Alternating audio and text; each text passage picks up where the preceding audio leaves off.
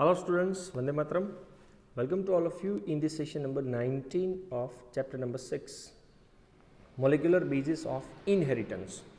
So up to the previous session हम लोगों ने डिस्कस किया था कि एक्चुअल में जीन के एक्सप्रेशन का रेगुलेशन किस तरह से होता है और उसके अंदर एक एग्जांपल हमने डिस्कस किया था जिसका नाम था lac operon. With in this session we will discuss about the one mega project और वो प्रोजेक्ट का नाम है HGP, human genome project. Now in the preceding previous sessions, you have learned that it is the sequence of bases in DNA. कोई भी DNA ले लो तो वो DNA के अंदर ATGC वाले bases की एक sequence होती है that determine the genetic information of a given organism. तो ऑर्गेनिज्म के अंदर जेनेटिक इन्फॉर्मेशन है वो हम लोग किस तरह से डिटरमाइन कर सकते हैं. तो कोई भी डीएनए के अंदर बेसिस की एक सीक्वेंस होती है उसके ऊपर से. So in other words, we can say that genetic makeup of an organism or an individual are lies located in the DNA sequence. तो अल्टीमेटली दूसरे वर्ड के अंदर बताया गया है कि कोई भी ऑर्गेनिज्म का जेनेटिक मेकअप मटेरियल कहाँ पे होता है, डीएनए की सीक्वेंस के अंदर. Now if two individuals are differ, person A and person B, चलो दोनों एक दूसरे से अलग अलग है मॉर्फोलॉजिकल कैरेक्टरिस्टिक्स में, देन 110% पॉसिबल है their DNA sequence should also be a different at least at some places. अगर दो लोगों के बीच में कुछ ना कुछ डिफरेंस है, मतलब कोई ना कोई जगह पे उनकी डीएनए के सीक्वेंस के अंदर कुछ ना कुछ चेंजेस होता. So this assumption lead to question of finding out the complete DNA sequence of human genome. चलो भाई दो लोग एक दूसरे से अलग अलग है, उसके पीछे का रीजन डीएनए की सीक्वेंस के अंदर कुछ ना कुछ डिफरेंस होगा. तो ये अजम्पशन के ऊपर से एक क्वेश्चन अराइज हुआ कि क्यों ना हम ह्यूमन जीनोम की complete DNA sequence find out करें. तो दोनों पर्सन की अगर आप ह्यूमन जीनोम की सीक्वेंस फाइंड आउट करो तो आपको पता चलेगा कि एक्चुअल में दोनों के बीच में थोड़ी थोड़ी जगह पे कहाँ पे डिफरेंस है. So with the establishment of genetic engineering technique where it was possible to isolate, separate and clone, copy any piece of DNA and availability of simple and fast technique for determining the DNA sequence. So genetic engineering technique को use करके, क्योंकि उसकी वजह से आप लोग कोई भी पीस डीएनए का है उसको सेल से सेपरेट कर सकते हो, उसकी कॉपी बना सकते हो. And genetic engineering is the simplest and fast technique consider की जाती है to determine the DNA sequence. A very ambitious, strong project of sequencing human genome was launched in year 1990. तो 1990 में ह्यूमन बॉडी के अंदर जितने भी डीएनए की नाइट्रोजनस बेस पेयर है उनकी सीक्वेंसिंग फाइंड आउट करने वाला एक प्रोजेक्ट स्टार्ट किया गया 1990 में. तो ये आपको डायग्राम जो दिख रहा है 23 क्रोमोसोम्स की पूरी सीक्वेंस जीनोम का मैप आइडेंटिफाई करके आपको ये डायग्राम दिया हुआ है. सो 1990 में द ह्यूमन जीनोम मैप का ये एक डायग्राम है. Okay, so human genome project is also called as a mega project, क्योंकि इतना बड़ा प्रोजेक्ट था कि ह्यूमन बॉडी के एक सेल के अंदर आपको मैंने बताया था कि 2.2 मीटर डीएनए का लॉन्ग थ्रेड है. तो ये थ्रेड के अंदर कितनी न्यूक्लियोटाइड्स है, उनकी सीक्वेंस क्या है, वो सब फाइंड आउट करने वाला प्रोजेक्ट है ये HGP. So you can imagine the magnitude, largeness and requirement of the project if we simply define the aims of the project as follow. अब ये प्रोजेक्ट कितना बड़ा है और उसकी ज़रूरत क्या है वो नीचे वाले स्टेटमेंट के ऊपर से आपको पता चलेगा. चलो एक एग्जांपल दिया है कि human genome is said to have approximately 3 × 10⁹ base pair. अब खाली मैंने ये तो हैप्लॉइड कंटेंट की बात की है, और अगर आप कॉस्ट काउंट करो, कॉस्ट ऑफ सीक्वेंसिंग रिक्वायर्ड $3 पर बेस पेयर. अब एक बेस पेयर का सीक्वेंसिंग करने के लिए आपको कितना कॉस्ट देना होगा, $3. अब ये तो एक बेस पेयर की बात की थी, आपके पास तो बेस पेयर 3 × 10⁹ है और वो भी हैप्लॉइड कंटेंट में, डिप्लॉइड में तो डबल हो जाएगा. तो इतनी बेस पेयर का अगर आपको सीक्वेंसिंग करना हो, और ये कॉस्ट भी इन दी बिगिनिंग में हुआ था, जैसे जैसे टेक्नोलॉजी आती जाएगी वैसे वैसे कॉस्ट बढ़ता जाएगा, तो total estimated cost of the project would be approximately $9 billion. अब $9 बिलियन की ज़रूरत पड़ेगी अगर आपको ह्यूमन जीनोम की सीक्वेंसिंग करनी है। दूसरी डिफ़िकल्टीज तो अब है, if they obtain sequences were to be stored in the type form in the books. अगर आपको चलो सीक्वेंस मिल भी गई और वो सीक्वेंस अगर आप टाइप करके बुक के अंदर इंफॉर्मेशन स्टोर करोगे, then each page of the book contains 1000 letter. चलो एक पेज के ऊपर आप 1000 लेटर को स्टोर कर सकते हो। Then each book contain 1000 pages. अगर एक बुक के पास 1000 पेज हो और एक पेज के अंदर आप 1000 लेटर अगर लिखो, तैने से हमें कितनी बुकों की जरूरत पड़ेगी? 3300 such books would be required to store the information of DNA sequence from a single human cell। सोचो आप, एक ह्यूमन सेल से डीएनए की सीक्वेंस इतनी ज़्यादा निकलेगी कि ऐसी 3300 बुक की ज़रूरत पड़ेगी। हर एक बुक के अंदर पेज कितने होंगे? 1000, और हर एक पेज के अंदर लेटर कितने होंगे? 1000 letter. So the enormous amount of data are expected to be generated also necessitate the use of high-speed computational devices for data storage, retrieval means उनके बैकअप या तो उनके एनालिसिस करने के लिए।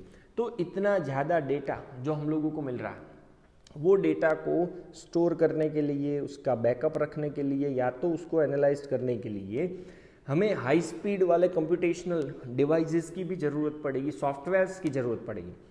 सो human genome project was closely associated with the rapid development of new area in biology, और वो branch का नाम था बायो इन्फॉर्मेटिक्स। तो ह्यूमन जीनोम प्रोजेक्ट ने क्या किया? ये दोनों ब्रांच को एक दूसरे के साथ मर्ज कर दिया, बायोलॉजी प्लस कंप्यूटर साइंस। तो बायोलॉजी प्लस कंप्यूटर साइंस से बनने वाली बायोलॉजी की एक फील्ड को क्या बोला जाता है? Is considered as a bioinformatics. Okay, next one, actual में ये HGP ह्यूमन जीनोम प्रोजेक्ट को स्टार्ट करने के पीछे एम क्या था, गोल क्या था? सो ह्यूमन जीनोम प्रोजेक्ट के अलग अलग गोल्स आपको दिए हुए हैं। गोल नंबर 1, फर्स्ट गोल ये था, identify all approximately 20 to 25,000 genes in the human DNA. Approximate ऐसा माना जाता था कि ह्यूमन डीएनए के अंदर जो 20 to 25,000 जीन्स है, हर एक जीन्स को आइडेंटिफाई करना।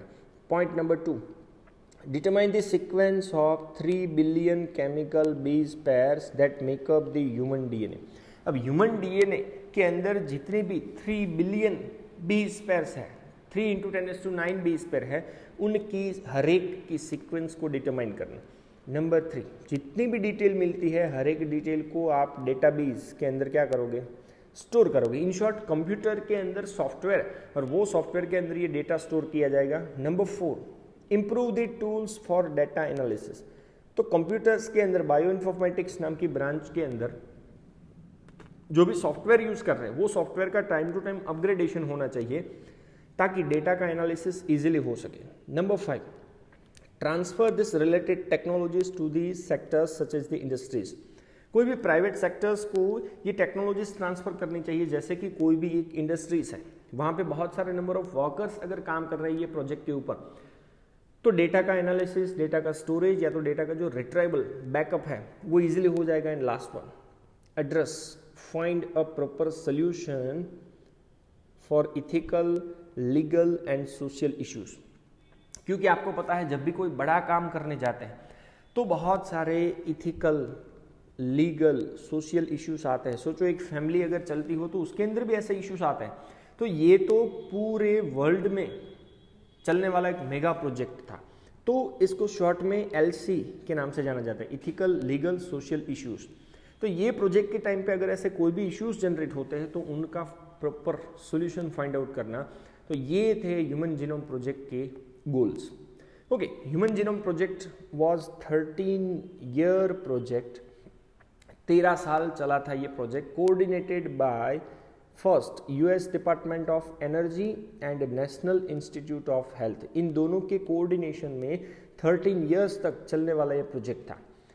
During the early years of HGP, जब ये HGP इनिशिएट हुआ तो वेलकम ट्रस्ट, यूके का एक वेलकम ट्रस्ट था, become a major partner and additional contributions are come from the other countries like Japan, France, Germany, China and other countries. Okay, the project was completed in 2003. तो start कब हुआ था? 1990 में, और कब कंप्लीट हुआ? 2003 में. मतलब अल्टीमेटली 13 ईयर्स तक ये प्रोजेक्ट कंटिन्यूसली चला. So knowledge about the effect of DNA variation among individuals can lead to revolutionary new ways to diagnose, treat and someday prevent the thousands of disorders that affect the human beings. अब आपको पता है कि DNA की sequence के अंदर changes या तो वेरिएशन आने की वजह से कोई भी पर्सन के अंदर, तो ये DNA की सीक्वेंस के अंदर चेंजेस, वेरिएशन, म्यूटेशन आने की वजह से जो भी डिसऑर्डर्स होते हैं वो डिसऑर्डर्स के अगेंस्ट में नया नया डायग्नोसिस मेथड, नया नया ट्रीटमेंट, और उससे भी बड़ा वो डिजीज को किस तरह से प्रिवेंट किया जाता है. Besides providing clue to understanding human biology, ये प्रोजेक्ट पहले खाली ह्यूमन बायोलॉजी के ऊपर ही रखा गया था कि ह्यूमन बॉडी के अंदर जीनोम की सीक्वेंस हमें फाइंड आउट करनी. तो इसके ऊपर सक्सेस मिलने के बाद learning about non human organism DNA sequence can lead to an understanding of their natural capability that can be applied towards solving the challenges in different branches. तो human biology से related तो information ये project से मिली ही मिली, साथ साथ में नॉन ह्यूमन ऑर्गेनिज्म की DNA की सीक्वेंस भी हमने फाइंड आउट की, ताकि हमें पता चल सके कि उनकी नेचुरल कैपेबिलिटीज क्या है, ताकि नीचे दिए गए चैलेंजेस को हम लोग किस तरह से सॉल्व कर सके, जैसे कि health care. Number 2, agriculture, energy का प्रोडक्शन मीन्स बायोमास का जनरेशन. Number 4, environmental remediation. तो एनवायरमेंटल रेमिडिएशन चैप्टर नंबर 12 के अंदर भी मैंने आपको ये वर्ड बताया था. It is the branch which are used to removal of pollutant, contaminant or toxins from soil, water and other environments. Even many non-human model organism जैसे कि बैक्टीरिया. Number 2, yeast. नंबर 3, एक free living non pathogenic nematodes है, caenorhabditis elegans. तो caenorhabditis elegans एक free living non pathogenic nematodes. Number 4, drosophila, the fruit fly. Number 5, plant, rice and arabidopsis that have also been sequenced. तो human body की genome successfully find out करने के बाद non human model ये 5 organisms की भी sequencing किए गए. तो आपको एक पूरा टेबल दिख रहा है. तो वो टेबल के अंदर पहला कॉलम है ऑर्गेनिज्म का नाम, दूसरा है उसके जीनोम की साइज, और तीसरा है एस्टिमेटेड नंबर ऑफ जीन्स इसके अंदर कितने हैं. सो फर्स्ट है human body, Homo sapiens, more than 3 billion genome size है. नंबर ऑफ जीन्स अप्रोक्सीमेट कितने हैं? 30,000. Number 2, laboratory mouse. एम का मतलब आपको समझना है मस्क्यूलस, जिसका साइंटिफिक नेम है. 2.6 बिलियन जीनोम साइज है. Number of gene approximately 30,000. Number 3, fruit fly, Drosophila melanogaster, genome size 137 million. अब देखो मिलियन वर्ड आ गया. And number of gene 13,000. Number 4, bacteria, Escherichia coli, 4.6 million genome size है, 3200 number of genes. And example number 5, virus, human immunodeficiency virus, genome size 9700 and estimated number of gene 9. Okay, now human genome project का future challenges क्या है, क्योंकि इतने बड़े project का always future challenges होता ही होता. तो future challenges of human genome project, first point है जीन के नंबर कितने हैं, एग्जैक्ट लोकेशन क्या है, और हर एक जीन का फंक्शन क्या है. तो अगर आप काउंट करोगे भाई 25 to 30,000 नंबर ऑफ जीन्स है, तो हर एक जीन का लोकेशन और हर एक जीन का फंक्शंस बहुत ही वास्ट चैलेंज है ये। नंबर 2, जितने भी जीन से हर एक जीन का रेगुलेशन कौन करता है। जैसे आपको मैंने बताया था कि स्ट्रक्चरल जीन Z, Y और A को कंट्रोल करने वाला जीन कौन था, I जीन। तो हर एक जीन के रेगुलेशन कौन कौन से नंबर ऑफ प्रिंसिपल्स से हो रहे। नंबर 3, हर एक जीन के अंदर डीएनए की सीक्वेंस का ऑर्गेनाइजेशन क्या क्या है कि भाई 25 to 30,000 नंबर ऑफ जीन्स है, हर एक की सीक्वेंस फाइंड आउट करो। Number 4, coordination of gene expression. अब जितने भी जीन्स हैं वो जब एक दूसरे के कोऑपरेशन में, कोऑर्डिनेशन में एक्सप्रेस हो रहे हैं तो उनका कोऑर्डिनेशन फाइंड आउट करना है। एंड नंबर 5, सबसे मोस्ट इंपॉर्टेंट रिक्वायरमेंट है to understand a disease susceptibility prediction based on gene sequence variation. चलो पहले ही हमें पता चल जाना चाहिए कि अगर जीन या तो डीएनए की सीक्वेंस के अंदर कोई वेरिएशन आया है तो वो डिजीज का प्रिडिक्शन हम लोग पहले से ही कर सके कि भाई चलो आने वाले सालों के अंदर अगर पर्सन की कोई भी नाइट्रोजिनस बेसिस की जो सीक्वेंस है उसके अंदर कोई पर्टिकुलर चेंज आया तो वो चेंज की वजह से डिजीज होने के चांसेस, रिस्क कितना है, वो रिस्क का प्रिडिक्शन हम लोगों को पहले से ही पता चल जाना चाहिए। तो ये मेजर 5 ऐसे चैलेंजेस है जो कहीं ना कहीं ह्यूमन जीनोम प्रोजेक्ट से लोगों को बहुत सारी एक्सपेक्टेशंस है कि आने वाले टाइम में ह्यूमन जीनोम प्रोजेक्ट के थ्रू ये भी हम लोगों को बेनिफिट्स होगा। So this all are related to the Human Genome Project. Thank you very much. Jai Hind.